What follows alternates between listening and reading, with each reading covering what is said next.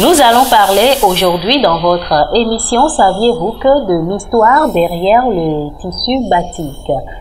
Famille d'Agolo, installez-vous confortablement, ça commence tout de suite. En effet, le tissu batik était d'origine javanaise, dérivé du vocable javanais titik, qui signifie faire des points en référence au mode d'application traditionnel de la cire, souvent déposée sur le tissu par gouttelettes formant des points. Le batik est une technique d'impression des étoffes pratiquée à l'origine sur l'île de Java en Indonésie. En effet, le batik était intimement lié au palais et à l'histoire des sultans de Java. Aussi, jusqu'en 1930, le port du batik était réservé à l'aristocratie et à la cour. C'est à dessein que certains motifs aient été stricto sensu attachés à la famille royale.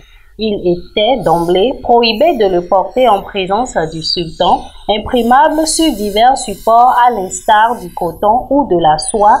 Le batik peut être obtenu suivant plusieurs techniques, à savoir le batik tulis, le batik cap, le batik print et le batik kobinasi. La mode africaine étant indéniablement liée à la multitude de tissus africains existants, le batik a fait son incursion dans les habitudes africaines au travers du mouvement Art and Craft. D'abord, ce sont les artisans eux-mêmes qui se sont appropriés cette technique d'impression en traitant de sujets ayant trait aux cultures africaines à travers les objets de l'artisanat d'art. Pour preuve, le batik du Ghana qui porte les attributs de la culture Ashanti, les symboles Adinfra.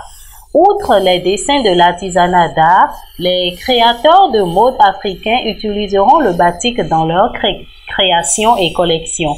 Pour la créatrice de mode béninoise Mylène Gamenjo, je cite, « Le batik est un tissu comme tous les autres qui sert à mettre en valeur le corps humain à travers les modèles, qu'ils soient traditionnels ou modernes.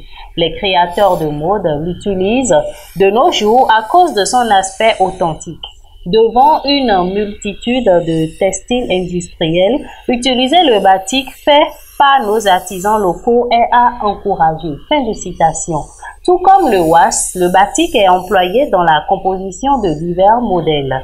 Le boubou batik, la chemise à manches courtes ou manches longues, la jupe batik, la robe batik et les accessoires de mode faits en batik comme les bracelets, les colliers, etc. Par ailleurs, le créateur de mode béninois Lolo Andoche a fait de ce tissu un de ses principaux matériaux de travail.